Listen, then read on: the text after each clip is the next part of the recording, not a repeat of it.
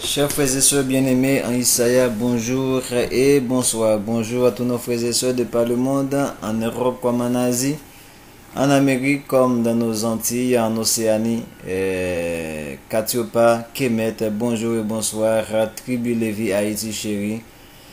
Et c'est avec plaisir nous vous retrouvons pour ce nouveau numéro qui est un numéro tout à fait spécial à l'occasion de ce qu'on appelle les Jeux Olympiques. C'est un numéro que nous devrions faire généralement sur tout le sport en général, sur le sport en général.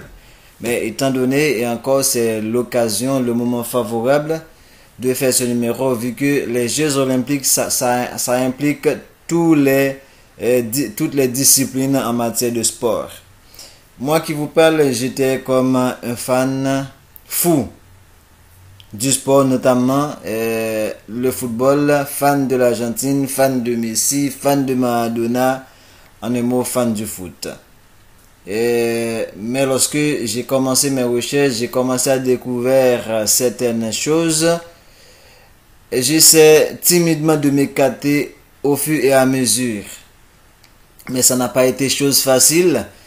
Mais il y avait une parole des Écritures qui me revenait toujours à l'esprit. N'aimez point le monde ni les choses qui sont dans le monde. Mais je m'étais toujours dit, mais pourquoi j'aime autant le sport? Est-ce que le sport, c'est pas quelque chose qui appartient au monde? Et pourquoi je suis aussi attaché au sport? Et particulièrement le football. Donc, c'est en me questionnant au fur et à mesure avec mes recherches. Je vous ai dit là, c'était terrible de pouvoir abandonner parce que la passion m'avait déjà imprégné. Mais grâce à l'esprit de Yah, grâce à Isaïa, notre frère bien-aimé, lorsque j'ai commencé à abandonner certaines choses en matière de ce que j'entends, de ce que je regarde à la télé, notamment j'ai commencé tout ceci en 2009. J'avais abandonné de regarder la télévision, d'écouter la musique païenne, mais le sport, j'étais toujours encore attaché. Mais au fur et à mesure, j'ai fait des découvertes.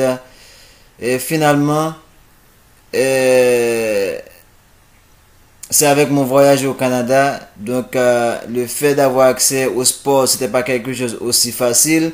Et depuis que je suis entré au Canada, la télévision, ça m'intéressait pas, mais j'avais toujours l'habitude de regarder des séquences de football sur Internet. Mais au fur et à mesure, et l'ampleur, ça commence à être refroidi. Et finalement, j'ai fini par vaincre tout ça. Je suis libre. Je suis maintenant libre du sport. Et c'est après tout ceci, j'ai fini par découvrir que dans un article tout dernièrement que le football c'est quelque chose qui vient d'ailleurs. Et ça c'est pas étonnant pour moi lorsque j'ai vu cet article qui dit que le football c'est quelque chose que les extraterrestres nous a amené. Mais lorsqu'on me dit que j'ai vu cet article, j'ai vite compris que ça peut être une réalité dans le sens que c'est là où le football a pris naissance, qui est Angleterre. Angleterre, c'est l'un des pays où il y a plus de manifestations d'extraterrestres en termes des signes. Et je vais vous présenter des images en ce qui a trait à ce qu'on appelle les sectes de culture, des crop cycles. Okay, les sectes de culture, c'est manifestement en plus grand nombre, en majorité, c'est en Angleterre. Donc ça n'a rien d'étonnant. Lorsqu'on parle de Merlin, l'Angleterre, ça joue un rôle capital dans la prophétie. Et je vous ai dit, dans le monde de Satan, l'Angleterre, c'est un élément clé. Donc, voilà pourquoi ça ne m'étonnait pas que le football vient des extraterrestres et c'est pourquoi c'est apparu en Angleterre. L'Angleterre, c'est comme une porte ouverte aux autres mondes. Bref, donc maintenant, je tiens à faire ce numéro. C'est juste pour vous dire que moi, j'ai constaté même sur les pages de mes soeurs et frères au niveau de Facebook, il y a pas mal de pages où ils m'ont mis même. Donc, j'ai constaté qu'il y a encore des frères et sœurs qui sont attachés au football, malgré au sport en général, et qui est au soi-disant vedette, star, Messi, Neymar. moi, je fais ce numéro spécialement pour vous. Pour vous, mes frères bien-aimés, pour vous, mon cher peuple. Écartez-vous du sport, abandonnez le sport. Abandonnez le sport complètement. Peu importe le jeu, quoi qu'il en soit. Moi, j'ai cessé de jouer à la case. J'ai cessé de jouer au domino. J'ai cessé depuis 2009, j'ai cessé à tous ces jeux-là. Ce sont des distractions. Vos téléphones surtout notamment. Il y a tellement de jeux, c'est pour vous distraire. C'est l'ennemi qui a fait cela. N'entrez pas dans le jeu de l'ennemi. Sinon, c'est vous qui allez être vaincu. Ça, c'est un avertissement que je vous donne et c'est salutaire. Ce que je vous ai dit, je vous le dis à 100%. Abandonnez le sport. Abandonnez la distraction. Sous quelle que soit la forme. Le sport, c'est une passion, c'est de l'idolâtrie. Chaque athlète, chaque vedette, c'est un dieu. C'est de l'idolâtrie. Et c'est pourquoi je tiens à faire ce numéro pour vous. Mise en garde, les Jeux Olympiques, culte voué à Satan. Culte à Satan. Qui représente dans le monde occidental, à travers la Grèce, Zeus, le dieu solaire, le soleil. C'est pourquoi vous les chrétiens, vous allez à l'église le dimanche. Et tous les jours de la semaine portent le nom de Zeus. Dit, qui signifie jour, dit, le mot dit. Lorsqu'on dit lundi, mardi, lorsqu'on dit lundi, c'est jour de lune. Lundi, L-U-N. Lune, dit, vient de Dieu. Qui c'est ce même mot qui va donner Dieu, qui va donner Zeus, qui va donner Deus, qui va donner Dei, qui va donner Dios, qui va donner Dio. Qui signifie jour, la lumière du jour. Donc tous les jours de la semaine portent le nom des divinités gréco-romaines, le monde occidental. Voilà dans quoi nous sommes pris. Là je me mets parce que je suis encore dans ce monde occidental. Mais je tiens à vous dire, ce numéro c'est particulièrement pour vous. Je vais à travers 2 épisodes parce que un seul numéro ne suffirait pas. Pour vous prouver tout ce que j'ai, vous pouvez suivre les Jeux Olympiques. Je ne vais même pas toucher les autres jeux. Mais dès que je vous parle des Jeux Olympiques, ça veut dire que vous devez tout abandonner. N'aimez point le monde, ni les choses qui sont dans le monde. Si quelqu'un aime le monde, l'amour du Père n'est point en lui. L'amour du monde, c'est inimitié contre notre Père. Vous devez abandonner. J'ai réussi à le faire, vous pouvez le faire. C'est la détermination. Si vous êtes, comme Josué a dit, si vous êtes de ceux-là qui lancent ce défi, choisissez qui vous voulez servir. Mais moi et ma maison, nous servirons Yah. Si vous êtes des nôtres, vous devez choisir aujourd'hui. Soit aimer le monde, soit de l'abandonner complètement. Christ a dit, je ne te prie pas de les ôter du monde. Ils sont dans le monde, mais ils ne font pas partie du monde. Nous sommes un peuple à part, mes chers bien-aimés. Ça c'est... Je ne vais pas tout entrer dans... Bon, je rentre d'emblée maintenant dans l'émission. Les Jeux Olympiques, mise en garde. Les Jeux Olympiques, culte à Satan. Que le monde occidental a représenté comme Zeus. Et c'est ce qui nous donne le nom de Dieu. C'est pourquoi je vous ai dit, j'ai déjà fait un numéro mise en garde contre les noms Jésus et Dieu. C'est parce que Dieu, ça veut dire Zeus tout court. En grec, ça veut dire Zeus, Deus. En italien, qui donne Dei au pluriel.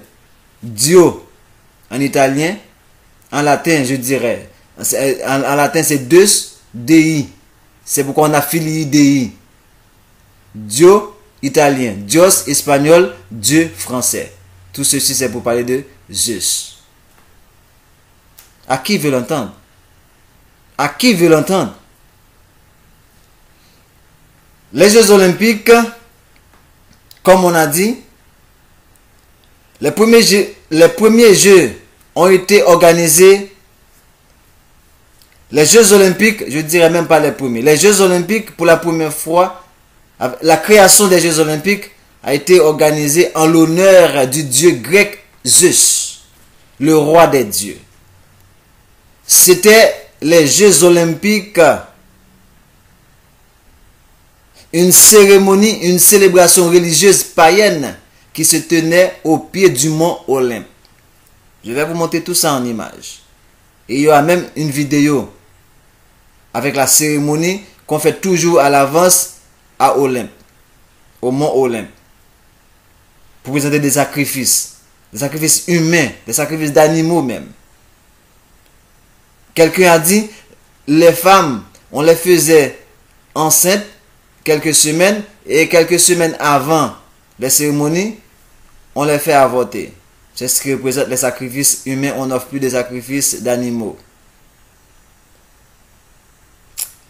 C'était les Jeux Olympiques, une célébration religieuse païenne qui se tenait au pied du mont Olympe, la demeure des dieux.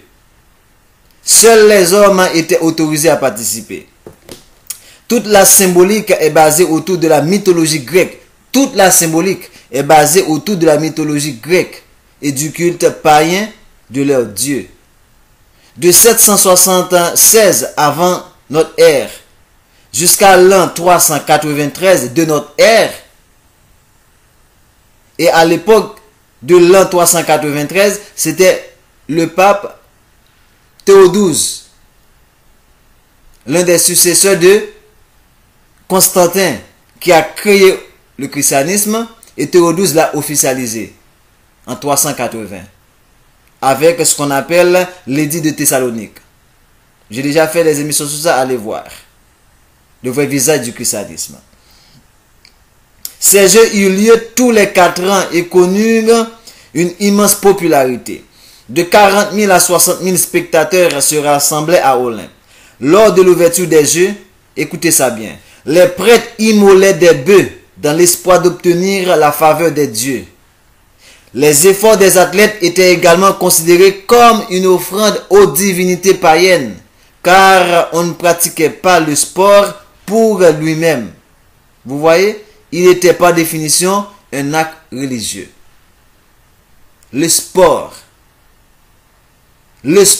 il n'est pas dit le football, tennis, quoi. Le sport, c'est un acte religieux. Voyez pourquoi il y a autant d'engouement mis par qui? Par les dirigeants du monde. Je ne vais pas entrer dans tout parce qu'il y a tellement de choses à vous dire. Hostile aux pratiques païennes, l'empereur Théodose, celui qui a officialisé le christianisme, a mis fin aux Jeux Olympiques en 393. Pourquoi? Parce que c'était juste pour montrer aux prêtres, pour montrer que l'Empire romain s'est converti au christianisme, à la doctrine de Christ. Et c'est là qu'ils vont créer ce qu'on appelle le christianisme. Donc, vu qu'ils ont accepté la doctrine de Christ, ils prétendent abandonner les pratiques païennes. Théodose l'a fait en 393. Et ça va durer 1500 ans. Nous allons voir. À la suite des efforts persévérants d'un Français, Pierre de Coubertin, ces jeux furent rétablis en 1896. Près de 1500 ans. Pour cet ancien, à savoir, en parlant de Pierre de Coubertin, qui a rétabli les Jeux Olympiques en 1896, on dit pour cet ancien élève des Jésuites. Vous voyez, j'ai fait des émissions sur les Jésuites. Les Jésuites, c'est eux qui ont entré en Afrique, c'est eux qui gouvernent le monde. Il était élève des Jésuites. Donc pour lui, le sport était une véritable religion. Ça veut dire que c'est un jésuite qui a rétabli les Jeux Olympiques. Parce que pour lui, c'était une véritable religion. Pierre de Coubertin, un Français. La France, vous voyez là, je vous ai dit, la France a une partition prophétique tellement importante à jouer.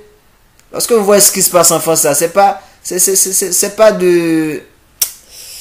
Il y avait une source de santé dans le jeu pour lui. Il y avait une source de santé, non seulement pour le corps, mais encore pour l'âme. Ça veut dire que c'est plus important, mais encore pour l'âme. Et il estimait que ces Jeux Olympiques modernes seraient une gloire pour toute l'humanité et un facteur d'unité entre les nations. Maintenant, lorsque Paul a pris l'exemple des athlètes dans 1 Corinthiens chapitre 9 verset 24 à 25, lorsqu'il parle par exemple de dire ne savez-vous pas que ceux qui courent dans le stade courent tous mais qu'un seul reçoit le prix, c'est pour nous montrer comment nous devons faire des sacrifices, puisque ceux qui sont perdus, ceux qui vont courir pour des choses corruptibles, ils se sacrifient. À combien plus forte raison nous-mêmes, nous devrions nous sacrifier pour vivre dans la sainteté. Quand on demande maintenant à une jeune fille de s'habiller décemment, ils vous disent, en Bokeh on dit, tout ça là dans le tout, tout ça là dans le tout. Lorsqu'on leur dit de ne pas mettre des faux cheveux parce que c'est sacrifier à des idoles en aide, ils vous disent non, et de quoi vous parlez? Lorsqu'on leur dit, écoutez, les maquillages, c'est pas pour vous, conformez-vous, n'exposez pas votre nudité. Maintenant, ils marchent avec des collants en pleine rue. Donc, ces gens-là sont condamnés pour la honte éternelle. Je vous le dis, je vous le déclare. Ils sont condamnés pour la honte éternelle. À moins qu'ils ne se répandent. Paul nous demande maintenant de courir de manière à obtenir maintenant, à vivre dans l'abstinence. C'est l'adultère. L'église est pourrie. Même les dirigeants, ils ont plusieurs femmes. Ils touchent les jeunes filles de n'importe quelle manière. On ne touche pas les jeunes filles comme ça. On ne les embrasse pas comme ça. Non. Non. Personne n'a le droit d'embrasser ma femme, autre que moi. C'est comme vous voyez les musulmanes. Ils peuvent vous presser la main, mais non pas ces questions de bisous. C'est quoi ça? Non. Non. Surtout les femmes mariées, les jeunes filles, vierges. Comme il n'y en a que peu de nos jours, parce que finalement, l'adultère. C'est pourquoi vous voyez la Bible a mis beaucoup d'importance sur l'adultère. Nous aurons à faire des émissions là-dessus. Le mariage. Quand est-ce qu'on est marié? Donc, voilà. Lorsque Paul a dit, j'ai combattu le beau combat, c'est pour montrer que comment malgré toutes ces péripéties, comment toutes ces souffrances, toutes ces épreuves, il arrive à garder la foi et à vivre selon que ça plaît à notre Isaïe. Mais c'est pas qu'il fait l'apologie du sport. C'est pas qu'il vous présente et de vous dire d'aller faire le sport. Oh, Paul a pris. Non. Non. Dis-moi un seul. Bon, Paul a pris. Dis-moi un seul Israélite de la Bible. Dis-moi un seul jeu que vous savez que Israël, on joue en Israël. Moi, un seul jeu dans la Bible que vous voyez pour le peuple Israël. Montre-le-moi.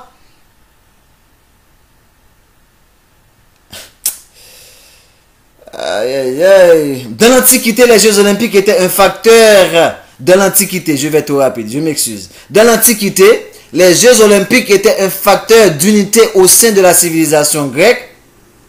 Ok? Donc, les Jeux panthéléniques concernent, ça veut dire les Jeux Olympiques, concernent l'ensemble du monde grec. Et cela se célébrait tous les 4 ans depuis l'an 776 avant notre ère. Avant notre ère, à Olympe. En quoi? En l'honneur de Zeus. Et qui comprenait non seulement des épreuves sportives, mais aussi des concours musicaux et littéraires. Quant aux Jeux Olympiques actuels, modernes, ils sont un puissant instrument, ok, en guise d'être à l'honneur de Zeus, mais ils sont également un puissant instrument de promotion du nouvel ordre mondial. Ça veut dire pour établir l'Antichrist.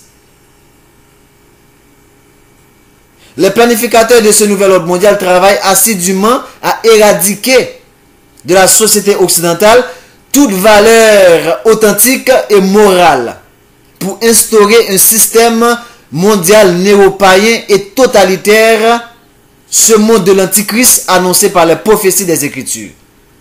Voilà pourquoi vous voyez que maintenant, les femmes marchent tout nues. Les hommes marchent tout nus.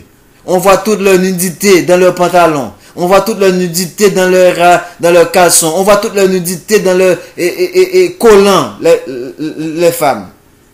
On voit toute leur forme, leur sein. Bon, en entrant là, bon, j'ai rencontré une fille, c'est comme, je ne sais pas pourquoi il a mis un t-shirt. Je ne sais pas pourquoi. Parce que tous ses seins sont à découvert. Hélas. Voilà ce monde que le Seigneur nous présente.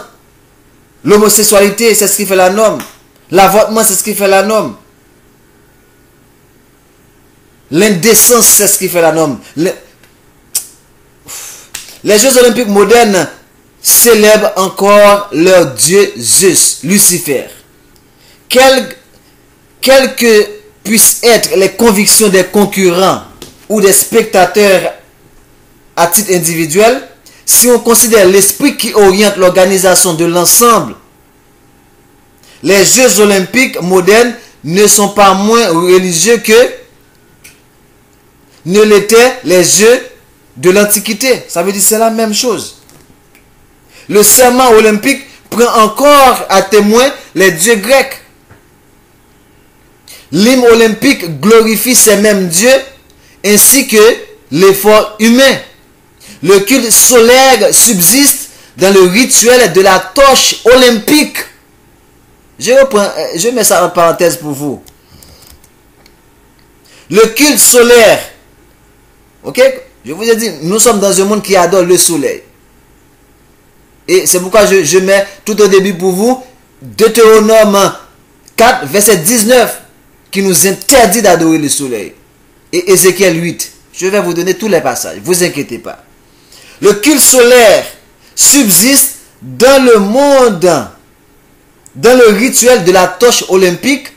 Vous voyez, c'est pourquoi la torche olympique, ça parcourt tout le monde avant d'arriver à destination, là où les Jeux vont être organisés. Au moment où je vous parle maintenant, c'est au Brésil. Cette torche qu'on allume encore pendant une cérémonie païenne sur le mont Olympe. C'est allumé à Olympe et ça doit parcourir le monde entier pour arriver à destination là où les Jeux vont être organisés. Je vais vous présenter une vidéo de cette cérémonie. Je ne sais pas si je vais trouver celui de 2010. Vous allez voir de quoi il en est. Vous allez vous rendre compte à quoi vous vous attachez.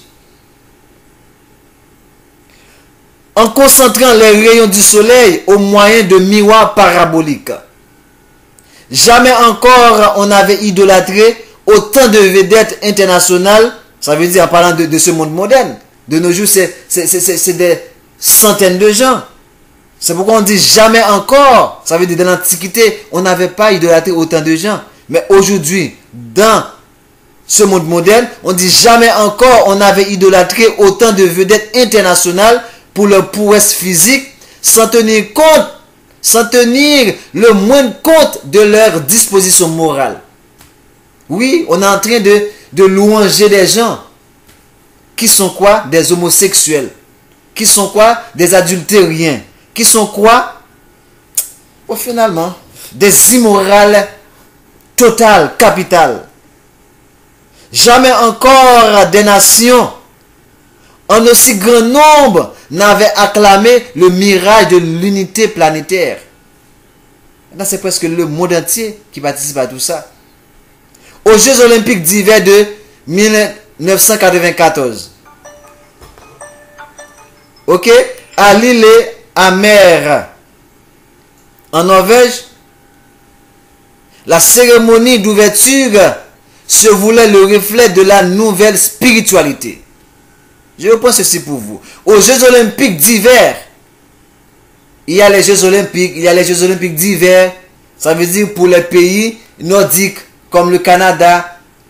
Il y avait en 2012, c'était Sochi en Russie.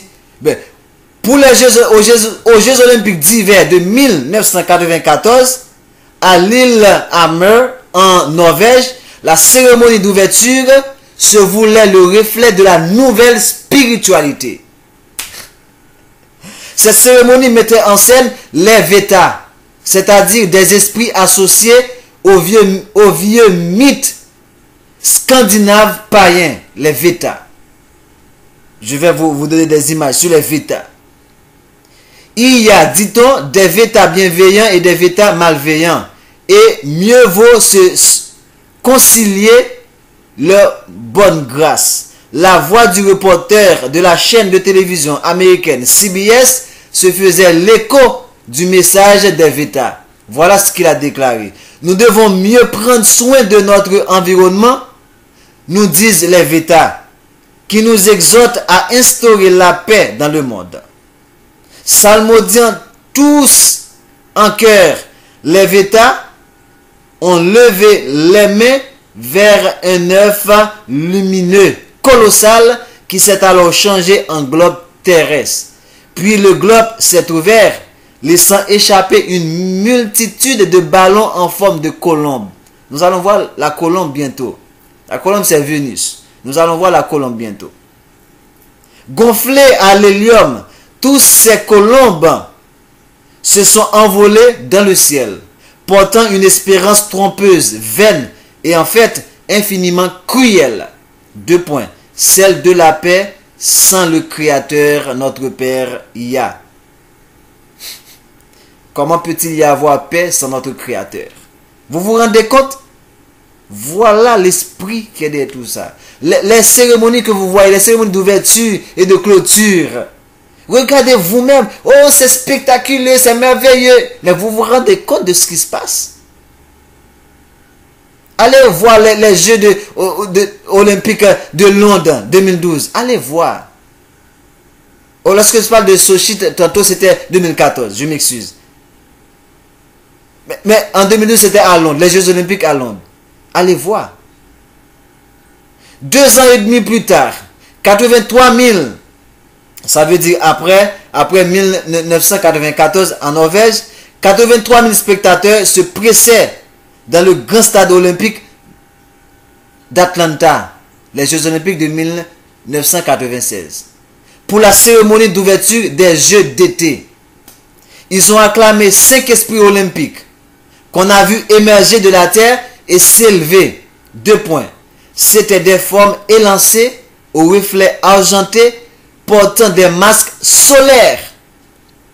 Ces esprits se tordaient comme des serpents pendant qu'une chorale salmodiait une innovation mystique destinée à convoquer et à unir les 5 tribus de la planète. Les 5 tribus sont alors apparues. L'Europe était en bleu, l'Océanie en vert, l'Asie en jaune, les Amériques en rouge et l'Afrique en noir.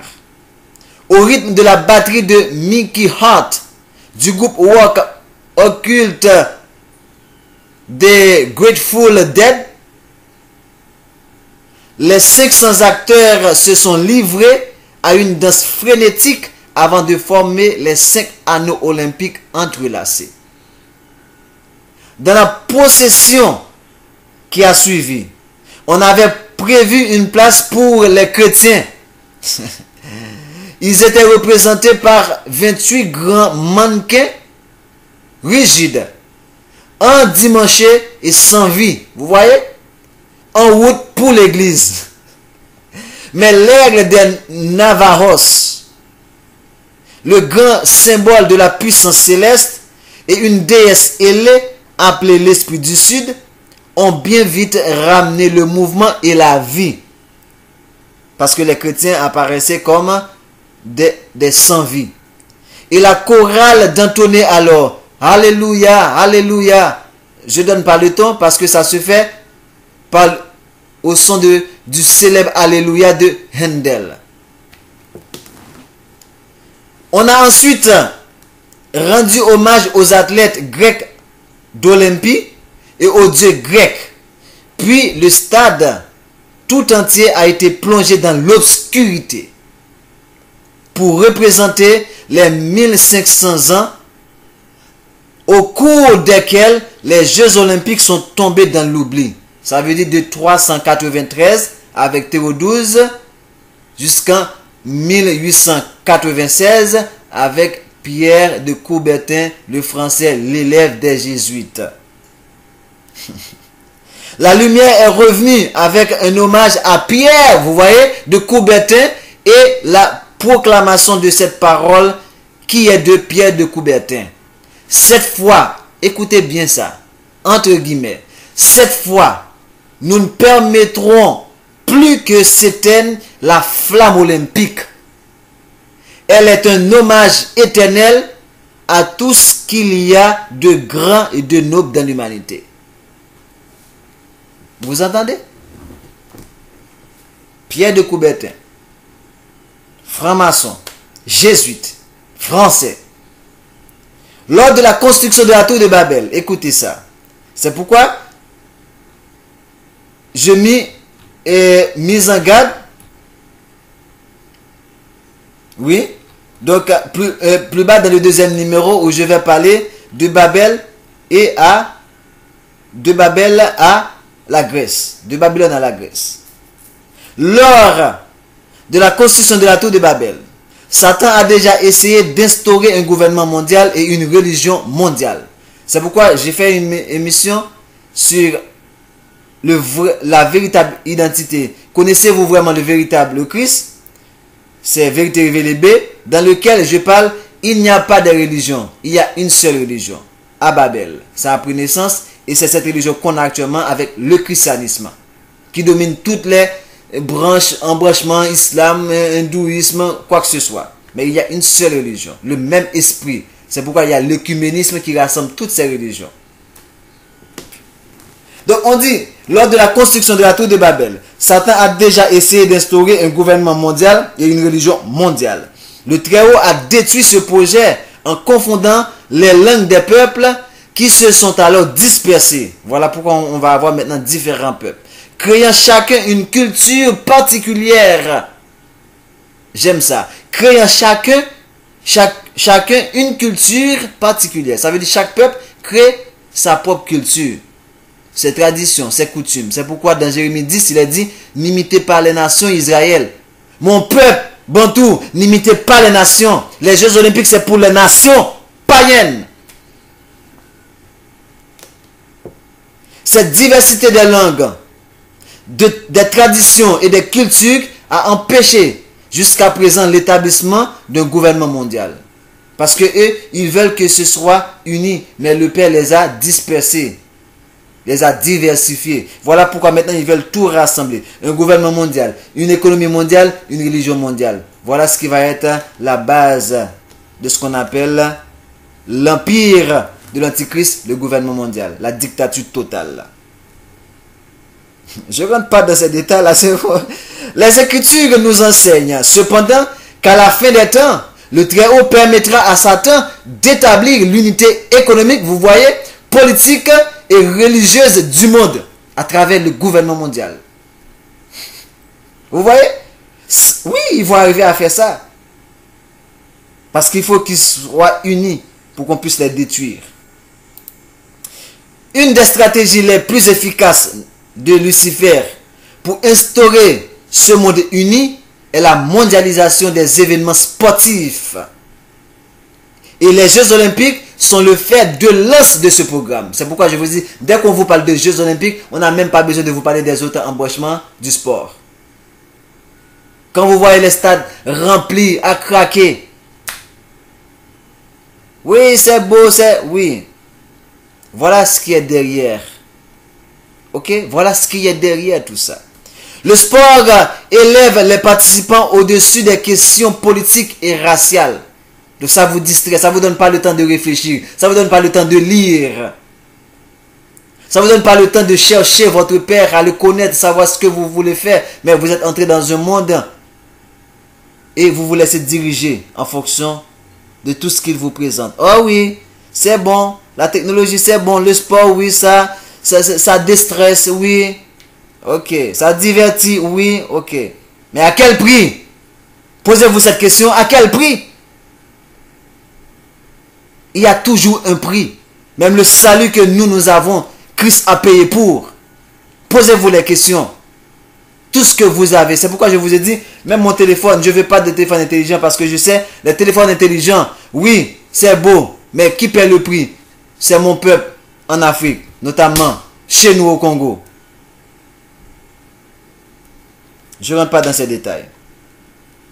Il déchaîne de puissantes émotions, de la passion et même de la folie. Des gens se suicident même dans les stades. Des gens se battent entre eux pour les équipes. Alors, vous pensez que notre Père est derrière tout ça?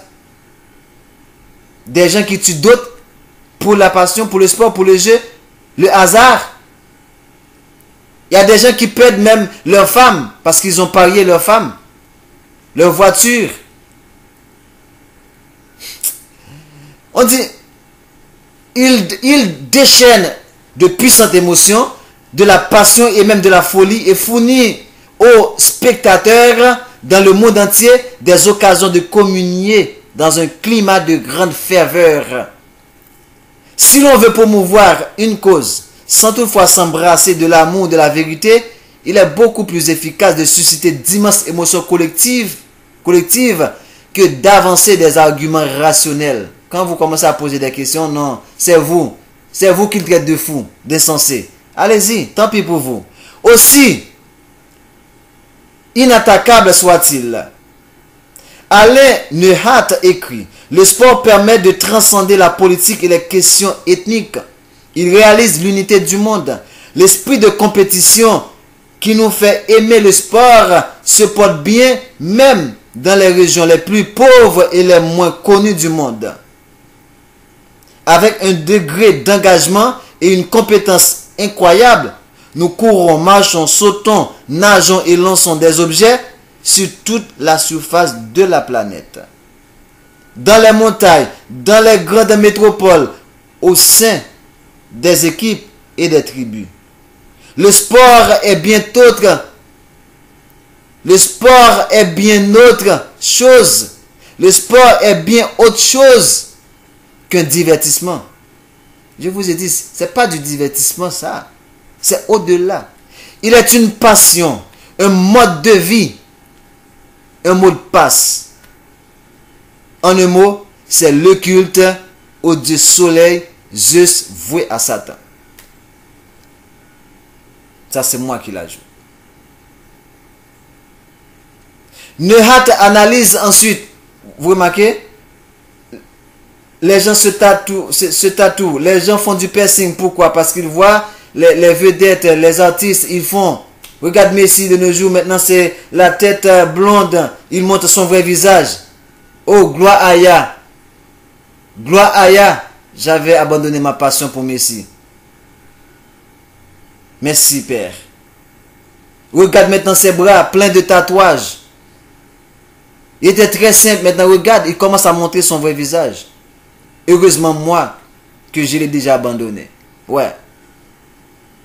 J'ai déjà tout rasé.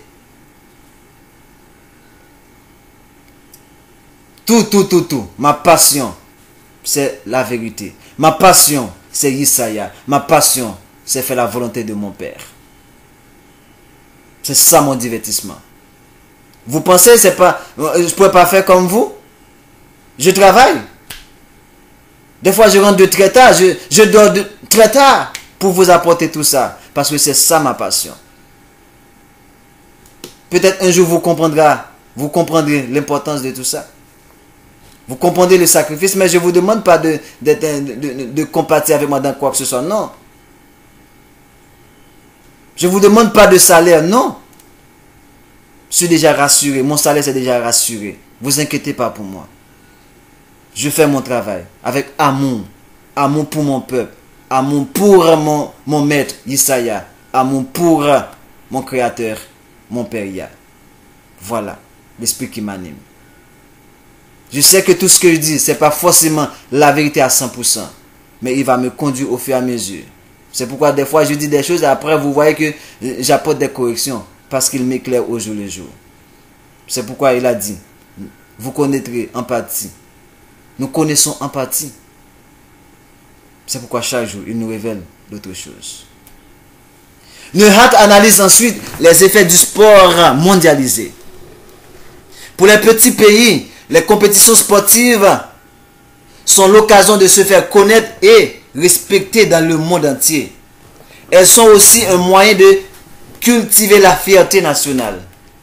Vous allez voir, beaucoup de peuples sont prêts à fermer les yeux sur les manquements de leur gouvernement, sur le plan économique, social, s'il estime qu'il a fait le nécessaire pour que des champions nationaux ramènent des médailles. Ça, c'est une vraie vérité. Ouais, je vais un pléonasme pour vous dire, c'est une vraie vérité. C'est incontestable, écrit Neuheit. Peu de facteurs sont plus efficaces pour promouvoir l'unité que la flamme olympique, la gloire, les drapeaux flottant sur les Jeux olympiques. Cette unité-là se fonde sur le feu de paille des émotions fortes, sur des coups de cœur collectifs et sur une fausse identité personnelle ou nationale à des idoles masculines ou féminines. Entre guillemets, en effet, après avoir été encensés et portés au pinacle, les jeunes vedettes deviennent souvent un véritable sacrifice humain offert au dieu du stade et au mythe du progrès à la Darwin. Je reprends ça pour vous. En fait, après avoir été encensés et portés au pinacle, les jeunes vedettes deviennent souvent un véritable sacrifice humain offert au dieu du stade. Dieu au pluriel. Et leur chef, Zeus, qui est Satan. Beaucoup subsistent, beaucoup subissent des dommages physiques à brève échéance. Parce que l'organisme humain n'est pas fait pour améliorer encore et sans cesse ses performances. Pour supporter autant de pression afin de gagner un centime de seconde de plus, ici ou là. Les blessures se produisent à un rythme alarmant. D'autres encore sont détruits psychologiquement. Par ailleurs, quoi qu'on dise, beaucoup sont poussés à se doper en cachette. Donc, à brûler la chandelle par les deux bouts. Maintenant, vous voyez presque, je crois, même là aussi, ce n'est que très peu de gens, s'il y en a, qui vont y aller. À cause de quoi? Il y a un scandale de dopage en Russie. Mais vous pensez que c'est la Russie seulement? Et les États-Unis, ils sont maîtres de ça. C'est tous. Ils se dopent pour ça. Maintenant, pour être des sacrifices humains à des dieux. Voilà. Et puis après, ils sont des vedettes, quoi que ce soit. Des gens qui se dopent, après on les honore, on les adore même. Voyez-vous? Donc, voilà en gros la première partie que je tiens à vous présenter. Comme je vous ai dit, il est déjà comme 40. La deuxième partie, ça va prendre encore 2 temps. Et voilà pourquoi je tiens à faire ça en 2 temps. Et je vais vous parler maintenant, au prochain numéro, les Jeux olympiques cultes à Satan. Mais c'est les anneaux olympiques, la flamme olympique et la colombe qui représentent la spiritualité de la trinité païenne de Babylone à la Grèce. Soyez tous bénis. Que Yah soit avec vous. Que Isaiah vous bénisse. Parce que dans l'ensemble, est-ce que je pourrais terminer ça? Parce que j'aime pas faire les émissions sur plusieurs vidéos. Oui. Bon, il y a déjà comme un 43. Je vais faire ça sur pour un prochain numéro. Donc, merci d'avoir pris le temps d'écouter. Et comme je vous dis, c'est des mises en garde. Que Isaiah soit avec vous. À bientôt pour le second numéro que vous ne devriez pas rater. Soyez tous bénis. Tribu Lévi, Haïti, je sais que vous êtes branchés actuellement. Mais attention, je vous le dis, vous devez tout abandonner. Parce que votre malheur, c'est à cause de tout ça. Soyez tous bénis. Isaiah avec vous. Merci, bonjour et bonsoir.